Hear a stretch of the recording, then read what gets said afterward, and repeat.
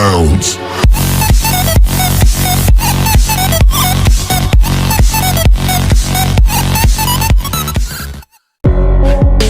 Subscribe gratis, tidak mengurangi apa-apa. Hanya klik subscribe, lalu klik lonceng. Tidak mengurangi apa-apa, gratis. Bismillahirrahmanirrahim. Assalamualaikum warahmatullahi wabarakatuh. Selamat pagi. Semoga kalian sehat semuanya, bisa melaksanakan aktivitas seperti biasa. Anak-anak kelas 12 MIPA dan IPS SMAN 23 Kabupaten Tangerang yang Bapak banggakan, jumpa kembali di materi prakarya dan kewirausahaan. Pada kali ini kita akan mempelajari metode produksi dan keselamatan kerja serta kemasan sebagai bagian penting kerajinan untuk pasar lokal. Sebelum ke materi ini, saya ingin mengingatkan kembali untuk anak-anak yang belum tuntas dalam mengerjakan tugas-tugas di Google Classroom, ya, itu ditandai dengan nilai yang masih 0. Harap segera menuntaskan, mengerjakan, dikarenakan itu akan berpengaruh kepada nilai semester nanti. Untuk nilai PTS yang masih di bawah KKM, silakan di Google Classroom sudah ada remedial khusus PTS. Silakan kalian lakukan remedial sesuai instruksi di sana. Baiklah, kita masuk ke materi metode produksi dan keselamatan kerja serta kemasan sebagai bagian penting kerajinan untuk pasar lokal. Untuk tugas 2 minggu yang lalu, ya, saya memberikan tugas kalian untuk membuat produk kerajinan. Ya, kalian membuat produk kerajinan untuk pasar lokal, yang mana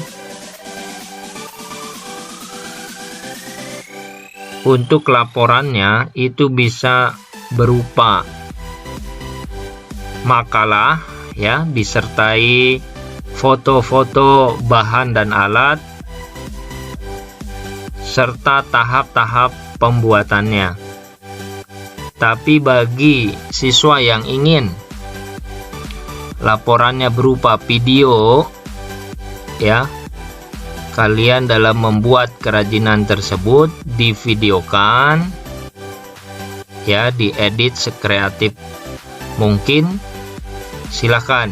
Jadi kalian boleh pilih laporannya berupa bentuk makalah atau video. Untuk video durasinya maksimal 4 menit, jangan terlalu panjang. Baiklah, kita masuk ke materi.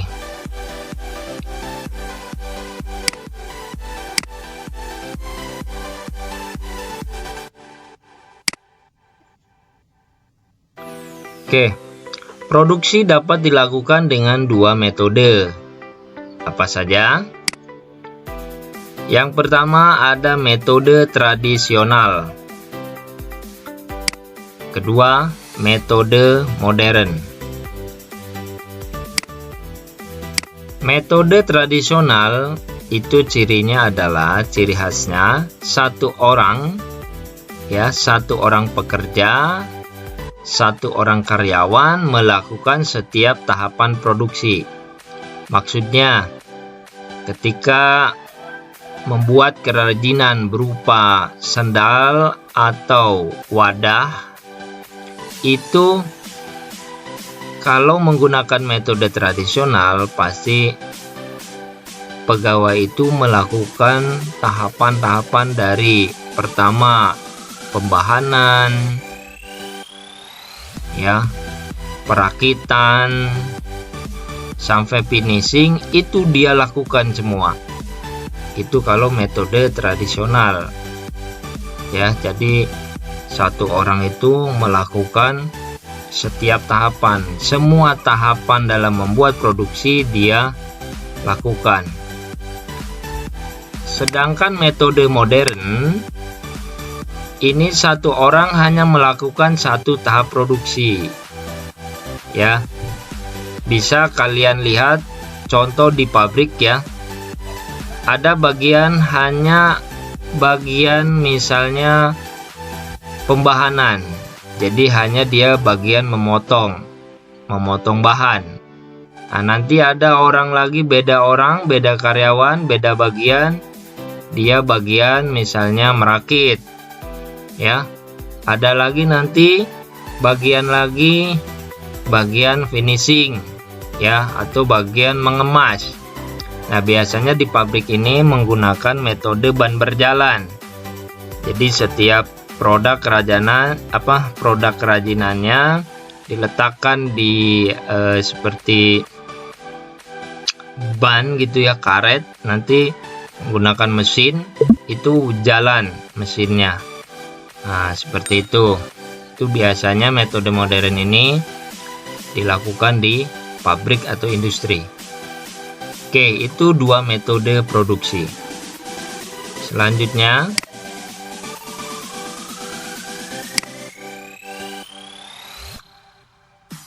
nah, selain metode produksi, ada hal penting yang harus kalian perhatikan, yaitu K3, kesehatan dan keselamatan kerja.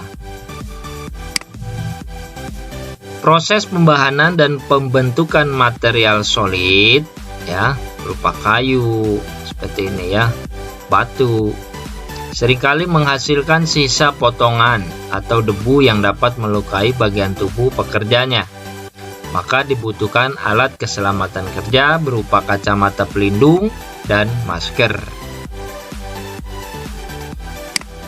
Yang kedua, pada proses pembahanan dan finishing, apabila menggunakan bahan kimia yang dapat berbahaya bagi kulit dan pernapasan, maka pekerja harus menggunakan sarung tangan dan masker.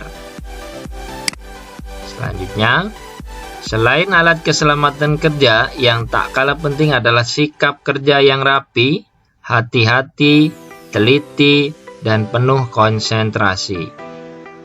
Nah, intinya ketika kalian melakukan atau membuat suatu produk kerajinan, ya, yang minggu lalu kalian sudah praktikan, itu yang terpenting adalah kamu jangan terlalu ceroboh, ya, jangan ceroboh. Bahan alat-alat seperti misalnya gergaji atau paku, ibaratnya alat-alat yang tajam yang bisa melukai tubuh, jangan berantakan, ya, jangan meletakkannya sembarangan. Jadi harus rapi. Hati-hati dalam proses pemotongan, dalam proses perakitan, jangan sampai ada bagian tubuh yang terluka. Jadi kerjanya harus konsentrasi, jangan melamun. Nah, jadi intinya K3 perlu diperhatikan dalam pembuatan kerajinan. Oke, kita lanjut.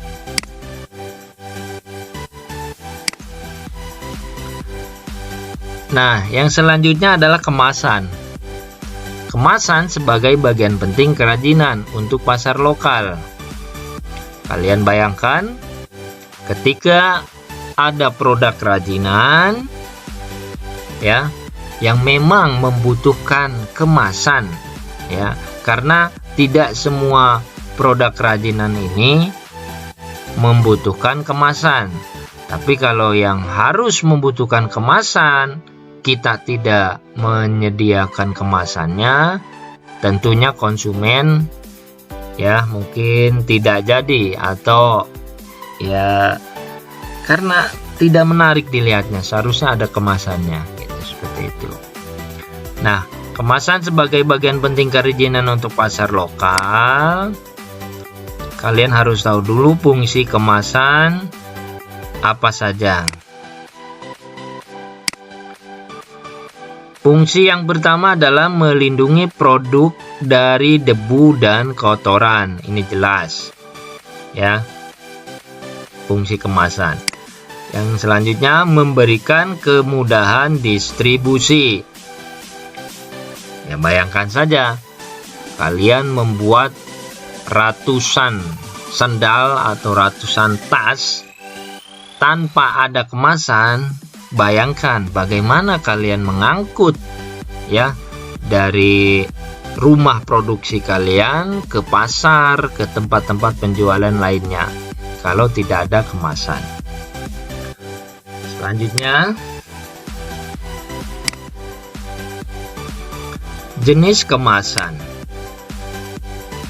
Jenis kemasan yang pertama kita kenal ada namanya primer ya, kemasan primer. Kemasan primer itu adalah kemasan yang melekat pada produk ya. Jadi bersinggungan langsung dengan produk. Jadi ya,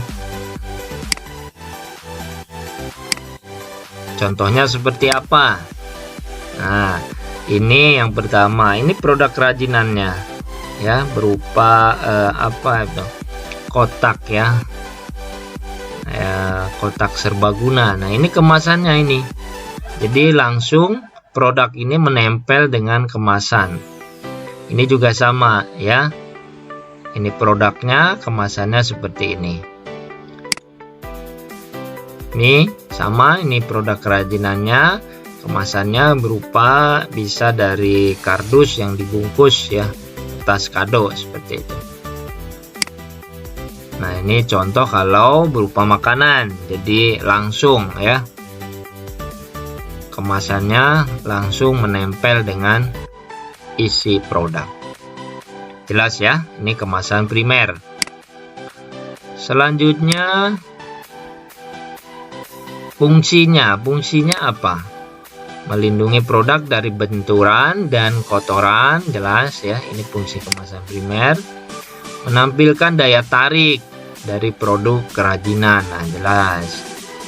Ketika produknya bagus, ditambah lagi dengan kemasan yang sangat menarik, ya, insya Allah konsumen pasti tertarik untuk memilikinya. Jadi pasti dia beli produk kalian itu, ya. Yang ketiga, material kemasan untuk melindungi dari kotoran dapat berupa lembaran kertas atau plastik. Ya, lanjut.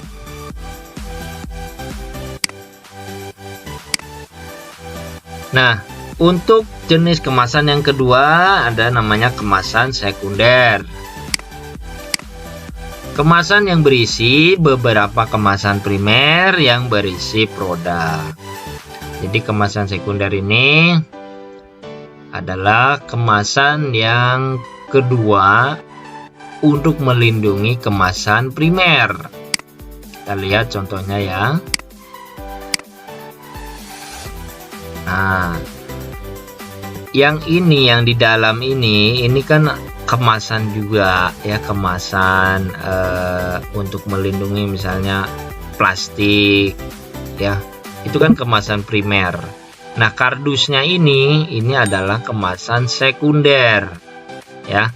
Jadi untuk melindungi kemasan-kemasan primer yang berisi produk seperti itu.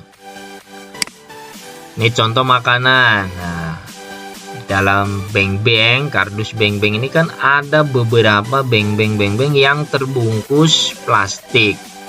Nah, kalau plastik yang di dalam itu kan kemasan primer, sedangkan kardusnya ini adalah kemasan sekunder.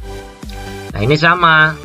Ini contoh botol ini adalah kemasan primer ya, kemasan primer karena langsung dengan isinya.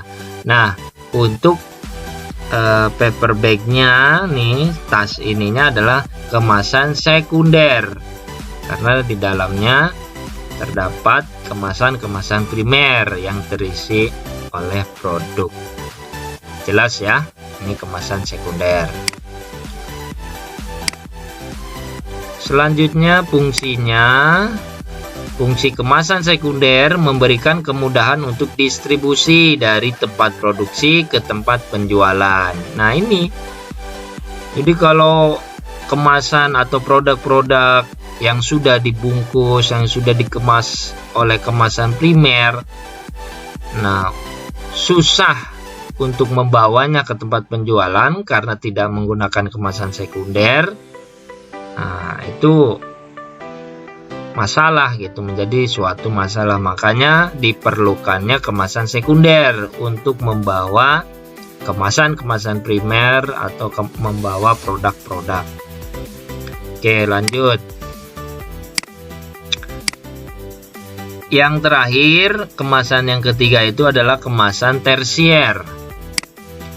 Kemasan tersier itu kemasan untuk distribusi. Nah, jadi dari pertama kemasan primer dibungkus kemasan sekunder dan dibungkus lagi oleh kemasan tersier. Contohnya seperti ini. Ini proses packing ya, pengepakan. Ini di dalamnya terdapat kemasan primer dan sekunder. Nah, kardus luarnya ini disebut kemasan tersier karena di dalamnya itu ada misalnya yang tadi ya, beberapa pak kerajinan atau tadi makanan seperti beng-beng ya, ini di dalamnya banyak sekali. Nah, kemasan tersier juga bisa berupa dari kayu bahannya seperti ini ya. Biasanya ini digunakan untuk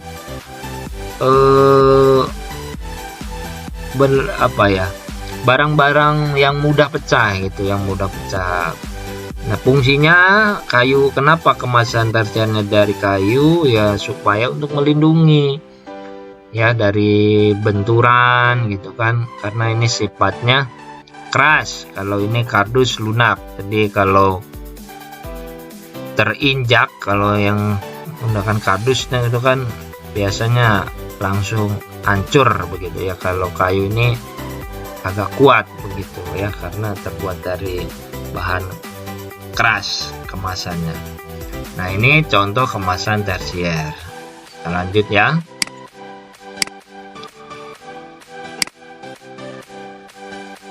Oke, tidak semua produk kerajinan membutuhkan kemasan primer. Jadi ada produk kerajinan yang dijual memang tidak membutuhkan kemasan primer. Ada ya. Namun setiap produk membutuhkan identitas ya. Identitas dapat berupa stiker atau selubung karton yang berisi nama dan keterangan, serta menggambarkan karakter yang sesuai dengan target sasaran. Ya, jadi kalaupun tidak ada kemasannya, biasanya kita harus membuat seperti stiker yang ditempel gitu ya, ditempel di produk kerajinan kita. Nah, itu sebagai identitas produk kerajinan kita ya.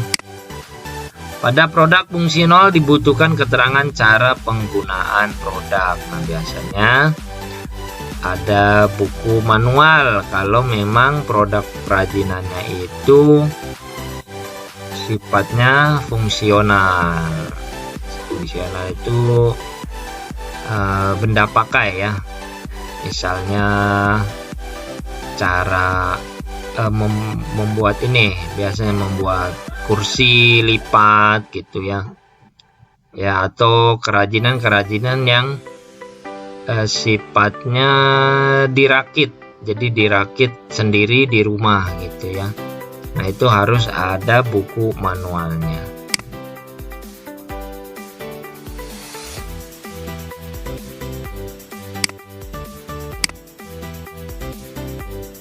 Oke, untuk minggu ini materi kita cukup di metode ya, metode dan K3, kesehatan dan keselamatan kerja, serta membahas tentang kemasan, fungsi dan jenisnya.